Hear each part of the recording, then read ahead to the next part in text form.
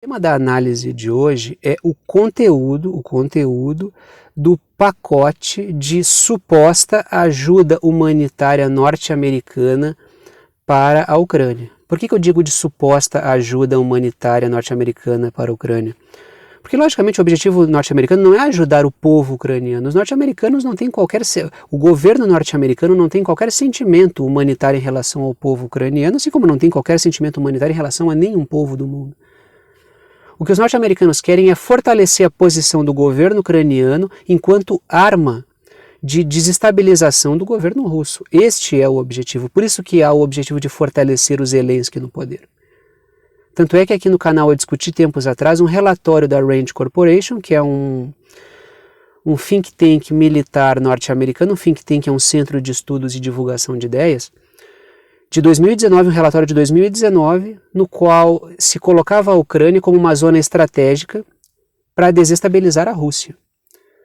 Isso aí está muito claro desde os episódios do Euromaidan. O que foi o Euromaidan? Aqueles protestos supostamente contra a corrupção, para passar o país a limpo, para mudar os rumos de um falso nacionalismo ucraniano, mas que na verdade derrubou um governo que estava dando alguma estabilidade ao país e colocou no lugar desse governo governos que serviriam de instrumento das forças atlanticistas, Estados Unidos e Reino Unido principalmente, para desestabilizar a Rússia. E de lá para cá a Ucrânia tem decaído economicamente, de lá para cá a Ucrânia tem tido muito mais ebulição social interna. Certas regiões da Ucrânia não querem mais fazer parte da Ucrânia por causa dos grupos paramilitares ultranacionalistas que se encontram dentro da Ucrânia e que lidam com o povo de origem russa como se fossem estrangeiros dentro da própria Ucrânia. Então, desde que esses grupos tomaram o poder, e o batalhão de Azov está nesse pacote, o Pravi Sector está nesse pacote, vários grupos estão nesse pacote, desde que esses grupos tomaram o poder, a Ucrânia tem se tornado muito mais instável econômica, socialmente e politicamente. E todo esse pessoal foi bancado pelos norte-americanos. Se fosse o objetivo dos Estados Unidos preservar o povo ucraniano, defender o povo ucraniano, ajudar o povo ucraniano, logicamente que o governo norte-americano jamais iria financiar esses grupos e colocar a Ucrânia numa aventura geopolítica, militar e que tende a destruir completamente a Ucrânia. A Ucrânia vai sair desse processo completamente destroçada. A Ucrânia não ganha nada com isso e o próprio Vladimir Putin, com as operações que ele está fazendo, também não ganha muita coisa. Ele está respondendo a uma iniciativa que é da OTAN, uma iniciativa atlanticista. Tanto é que antes desse episódio acontecer, o Putin falou várias vezes durante meses sobre a Ucrânia estar cruzando a linha vermelha. Por que é importante discutir o conteúdo desse pacote de suposta ajuda humanitária? Porque o conteúdo disso aí é polêmico demais. Isso vai aparecer na mídia corporativa? Logicamente que não. Isso sequer vai aparecer em muitos canais alternativos, ou que se dizem alternativos. Mas qual é a importância de trazer esse debate? Justamente pelo fato de que ele não vai aparecer na mídia corporativa. Então, a importância de se discutir isso é trazer informação, um lado da informação que não costuma transpirar. E o pior, isso tudo é público. O Congresso norte-americano vai votar esse projeto, vai votar esse pacote de suposta ajuda humanitária. Então esse conteúdo é público, tanto é que eu tive acesso por isso. Eu tive acesso porque esse conteúdo é público. As partes, o conteúdo dessa ajuda humanitária está público para qualquer um discutir. Só não discute quem não está afim de ver um outro lado da história. Então, a importância disso é discutir aquilo que a mídia corporativa não discute, é tentar criar uma percepção nas pessoas que seria impossível só com o trabalho da mídia corporativa. Porque o trabalho da mídia corporativa é vender a seguinte tese, e isso todo mundo já está careca de saber. Os russos como bárbaros que estão invadindo e castigando o povo ucraniano, é como se fosse um povo contra exércitos. Um povo fazendo coquetel molotov em casa para lutar contra um exército russo muito bem treinado, e o povo ucraniano ainda estaria vencendo. Como se não tivesse toda uma estrutura da OTAN dando suporte para a Ucrânia lá. E lógico, quanto mais se prolongar o conflito, mais destruída sai a Ucrânia. Por isso que é do interesse norte-americano prolongar. Primeiro porque a Rússia vai gastar mais dinheiro com esse conflito, vai se desgastar mais geopoliticamente com esse conflito, isso gera ensejo para sanções contra a Rússia, e tudo isso estava no relatório da Rand Corporation de 2019. Então isso era um objetivo atlanticista, não há o que se discutir, isso aí já tem um relatório de um think tank norte-americano colocando na mesa que era este o objetivo. Quando o cara diz, não, mas não é isso não, isso já está lá, está registrado em 2019, o relatório é de 2019. Então é um projeto norte-americano que tudo sai exatamente como está saindo. Então é aí que está a discussão que tem que ser feita. Na Rússia respondendo a uma provocação do atlanticismo, entrando num conflito porque foi tragado para dentro, a Rússia foi tragada para dentro desse conflito, ela foi arrastada para dentro desse conflito. Não é uma iniciativa russa para tentar recompor a União Soviética como a mídia corporativa faz parecer. O intuito do Putin no seu projeto expansionista de dominar o mundo inteiro. Isso aí não tem a menor correspondência na realidade. Então assim, os meus 6 pontos de hoje vão ser sobre o conteúdo dessa suposta ajuda humanitária. Quando eu for falando os pontos, vocês vão perceber que é uma coisa mais absurda do que a outra. E todo o conteúdo dessa suposta ajuda humanitária, o conteúdo deste pacote, repito, é um conteúdo público. Por que não se discute mais o conteúdo disso para a gente conseguir discutir um pouco melhor as intenções norte-americanas? É um conteúdo polêmico, isso geraria várias polêmicas. Existe muita coisa a ser discutida para que a gente veja uma discussão muito pobre na rede às vezes. Então, vou entrar nos meus 6 pontos daqui a pouco. Só deixa antes de eu entrar nos meus 6 pontos, fazer uma observação sobre uma outra notícia que eu cruzei agora de manhã. Ontem à noite. Foi ontem à noite que eu cruzei com essa informação. Que é de um portal de notícias chinês, o deixa eu ver, eu anotei aqui, é South China Morning Post, e esse portal, ele trouxe a seguinte notícia, que os chineses estão comprando muito mais soja dos Estados Unidos. É como se os chineses estivessem estocando alimentos para um futuro de penúria alimentar.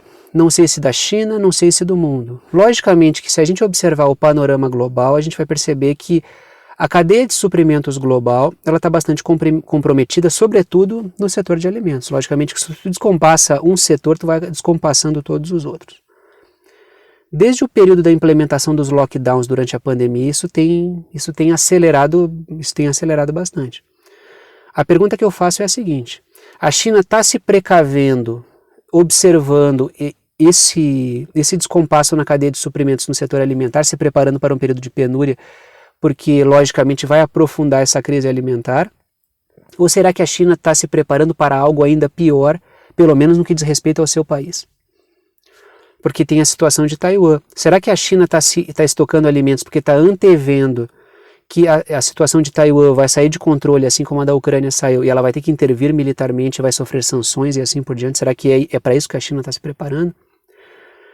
Quando eu vejo a China promover uma resposta à pandemia, tal como ela continua respondendo de maneira dura, com fechamento, o episódio de Xangai é uma coisa, assim, uma coisa surreal que está acontecendo em Xangai. Será que a China já está lidando com a questão como se fosse uma guerra biológica? Será que é isso? Ponto. Tanto é que eu discuti aqui no canal no ano passado, acho que foi no ano passado, exercícios do governo de Israel, exercícios contra uma possível guerra biológica. Então, quando Israel faz exercício, a China se prepara, estoca alimento. Quando vários países já não estão mais adotando medidas restritivas tão rígidas, a China continua com essas medidas restritivas pesadíssimas. Será que a China já está antevendo uma guerra biológica? Sobretudo porque a gente tem discutido rotineiramente, pelo menos aqui no canal eu faço isso, a aceleração de projetos de armas biológicas em laboratórios norte-americanos espalhados no mundo inteiro.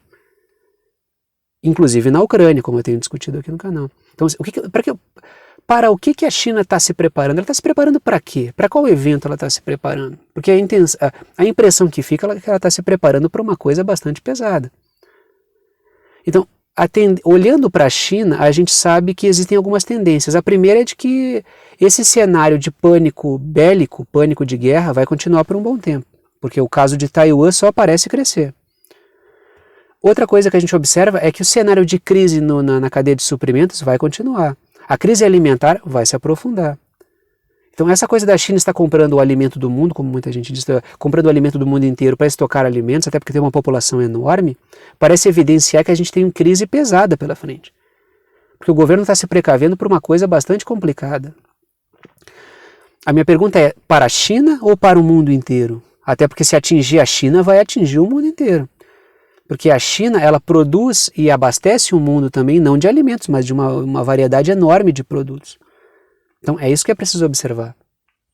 Então agora deixa eu voltar para o assunto e discutir os meus 6 pontos. Mas eu tinha que trazer, assim, ó, nem sempre eu vou trazer só o assunto que eu coloco no título, muitas vezes eu trago outros temas, então eu achei que era importante discutir, até porque é uma coisa bem relevante também a gente acompanhar esse interesse da China em se preparar para um evento de exceção, até porque a gente está no mesmo mundo que a China, então a gente tem que estar ligado também aqui no Brasil. Até porque o Brasil também é um país exportador de soja para a China. Agora eu vou entrar nos meus 6 pontos e vou frisar aqui, eu fiz 6 anotações sobre pontos interessantes deste pacote de suposta ajuda humanitária norte-americana para a Ucrânia. Primeiro ponto, os detalhes do orçamento dos Estados Unidos, entre aspas, destinado à Ucrânia, vocês já vão entender o porquê desse entre aspas, foi divulgado ontem, então é público. É só tu entrar, é só tu acessar esse material e ver ali os pontos que foram estabelecidos, que são absurdos. Este pacote de ajuda humanitária, o conteúdo desse pacote de suposta ajuda humanitária, ele é absurdo. A começar pelo destinado à Ucrânia, porque tem dinheiro ali que boa parte do dinheiro é destinado para os Estados Unidos a ajudar a Ucrânia. Então assim, ó, é um pacote de ajuda humanitária para ajudar, supostamente que vai para fora, mas boa parte desse dinheiro fica dentro dos Estados Unidos, para favorecer certos setores militares e da inteligência e de operações psicológicas. O Congresso ainda vai votar isso, é um pacote de 33 bilhões de dólares. Tá? Já discuti antes essa situação aqui.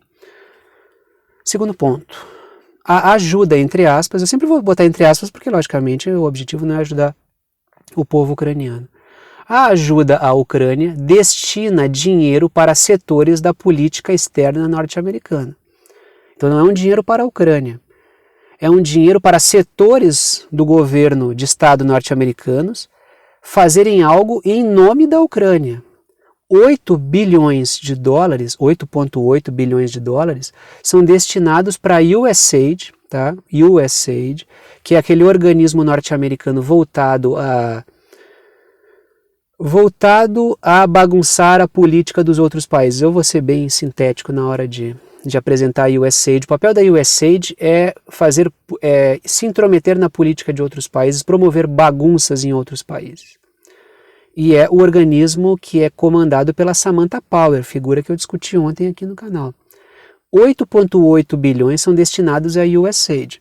Então, o que significa esses 8,8 bilhões? Quase 1/3 do dinheiro que vai para a Ucrânia vai para a USAID. Significa que isso aí vai virar dinheiro para promover bagunça política em outros países. Provavelmente contra a Rússia, contra a Bielorrússia, contra regiões da Ucrânia que já tiverem sido dominadas pelo exército russo. Então, não é uma ajuda humanitária à Ucrânia. É um artifício. A questão humanitária é um artifício discursivo para reforçar a Ucrânia como arma contra a Rússia. Tem nada a ver com ajudar o povo ucraniano. 1/3, tá? 1/3 da verba vai para a USAID. 1/3. Já comeu 1/3 aí só em operações ideológicas e de propaganda norte-americana. 1/3. Terceiro ponto. Os norte-americanos criarão uma filial do Departamento de Desinformação na rede, fora do país. Isso também está previsto aí nesse pacote. Criar um departamento de desinformação fora dos Estados Unidos é tu internacionalizar o Ministério da Verdade, o que na verdade já é internacionalizado pelas próprias redes. Tu está criando uma espécie de internacionalização bancada pelo Estado norte-americano e assim, ó, publicamente, não é implicitamente bancada, porque a gente sabe que operações psicológicas são bancadas pelo governo norte-americano, mas tudo isso fica maquiado por N operações. Isso é visível, esse pacote torna isso público. O Estado norte-americano está bancando campanha, propaganda antirrussa com o dinheiro público do povo norte-americano. A pergunta é, o povo norte-americano concorda com essas aventuras? Pela quantidade de protestos que eu tenho visto nos Estados Unidos, não parece ser essa a realidade. Por isso que é importante discutir. E separar. O povo norte-americano é uma coisa e o governo norte-americano é outra. Senão a gente gera um sentimento anti-povo norte-americano. Isso não tem nada a ver. Setores da sociedade norte-americana detestam tanto esse tipo de coisa quanto a gente fora dos Estados Unidos também detesta. Há que se ter solidariedade com o povo trabalhador norte-americano, com as pessoas que produzem nos Estados Unidos e que se ferram tanto quanto pessoas que vivem em outros lugares. E repito, pelas condições econômicas dos Estados Unidos, o povo que vive lá dentro poderia ter condições de vida muito melhores do que tem. Diga-se de passagem, pessoas dentro da primeira economia do mundo têm uma qualidade de vida de pessoas de países periféricos. É aí que está. Com quem fica essa riqueza toda? Quarto ponto. Parte do dinheiro será destinada para investimentos em energia alternativa, que é aquele projeto de tentar transformar a Ucrânia, reconstruir uma Ucrânia destruída pelo conflito, dentro dos moldes do Great Reset do Fórum Econômico Mundial. Fazer da Ucrânia um laboratório do Great Reset. Isso já foi dito pelo Klaus Schwab, isso já foi dito pelo próprio Zelensky, participando de um encontro do Fórum Econômico Mundial, antes mesmo do conflito começar. Que a Ucrânia pode ser um laboratório para investimento digital. Então o Zelensky é um cara alinhado com esses setores. Não há como se dizer assim, ó, eu sou antiglobalista e apoio o governo ucraniano. Não dá, porque o governo ucraniano é apoiado por todos os globalistas. Não dá para dizer uma coisa dessa. A proposta globalista de gerar uma governança global e fazer dos governantes fantoches, saibam que o Zelensky é mais um desses fantoches. Não à toa o Fórum Econômico Mundial apoia o Zelensky, não à toa o George Soros apoia o Zelensky. E logicamente que a OTAN apoia o Zelensky, porque a OTAN é um braço desses caras. Quinto ponto. Parte do dinheiro será gasta de maneira flexível com a compra de armamento. Repito, parte do dinheiro será gasta de maneira flexível, entre aspas. Flexível é há espaço para acordos e contratos superfaturados. Tá? Então, parte do dinheiro será gasta de maneira flexível, entre aspas, com a compra de armamento dos Estados Unidos. Então, esse dinheiro vai, mas volta. Só que ele sai do bolso do povo norte-americano, através da questão, porque é dinheiro público, né? É dinheiro do orçamento do Estado que vai para a Ucrânia. Então, ele sai do povo, mas ele volta não para o povo, ele volta para a indústria armamentista norte-americana, que ganha um monte de dinheiro nesse tipo de episódio. Não à toa a gente vê o chefe lá do Estado-Maior norte-americano, o comandante do Estado-Maior, defendendo uma guerra prolongada, porque numa guerra prolongada os militares têm um destaque político, porque numa guerra prolongada o dinheiro para a indústria armamentista continua aos montes, porque tu pode ficar respaldando todo tipo de operação e verba para sustentar essa operação. É aí que está o pulo do gato em manter um conflito prolongado na Ucrânia. Claro, isso além de manter desestabilizada a Rússia e gerar uma crise aí na cadeia de suprimentos enorme, que é do interesse de vários setores, aí, como eu já discuti aqui no canal. Sexto e último ponto. A medida prevê, olhem só esse sexto ponto, cara, isso aqui é uma coisa bem... Isso é uma coisa absurda, né? A medida prevê o confisco de propriedades de russos dentro da Ucrânia para posterior venda, e o dinheiro, o produto dessa venda vai ficar com o governo norte-americano ou com o Zelensky. Então isso é uma espécie de expropriação. Tanto é que o Putin falou que está tentando evitar ao máximo tocar na propriedade privada de estrangeiros dentro da Rússia. Claro que se o Putin fizer isso, o Putin ia chamar ele, aí vão dizer, viu, o Putin é um soviético, está expropriando, ele está tirando a propriedade privada das pessoas. Quando o Zelensky faz isso, não é uma coisa, não é uma expropriação. Então a questão é justamente essa. O governo Zelensky, junto com os Estados Unidos, tiram propriedades de russos, vendem essas propriedades e ficam com o dinheiro. Então, na verdade, isso é um saque que os norte-americanos estão fazendo, utilizando a Ucrânia. E, claro, o governo Zelensky fica com alguma coisa porque ele é uma espécie de vice-rei numa colônia norte-americana. Então ele também tira alguma coisa, o corrupto sempre tira alguma coisa. E o Zelensky tem uma história de corrupção enorme. Esse papo de que vamos ucranizar, tem até, já vi o Sérgio Moro defendendo isso, vamos ucranizar o Brasil no combate à corrupção, o Zelensky é uma figura fortemente corrupta.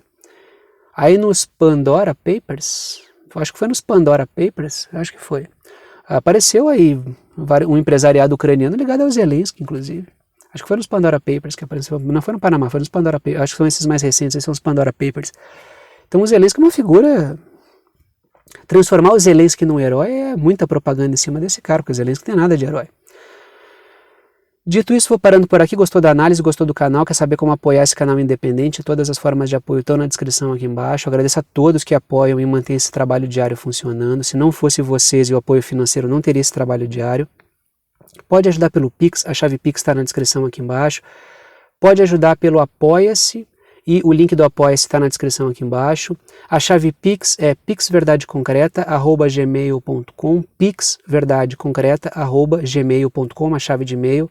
Pode ajudar com o valor que tu quiser, né? É uma contribuição solidária, então tu ajuda com o valor que tu quiser. Ou tu pode ajudar pelo Apoia-se. O link do Apoia-se está na descrição aqui embaixo também. É apoia.se/verdade concreta. apoia.se/verdade concreta. Tu pode ajudar por boleto ou por cartão também no valor que tu quiser. Todo o meu trabalho fica aberto para todo mundo poder ter acesso a todos os vídeos, os áudios, as coisas que eu posto, os textos, e fica por parte de quem quiser contribuir solidariamente, mas eu faço questão de que todo mundo possa ter acesso a todo o conteúdo, até porque quanto mais gente souber dessa discussão, tanto melhor. Dito isso, então, vou parando por aqui e tchau para todo mundo.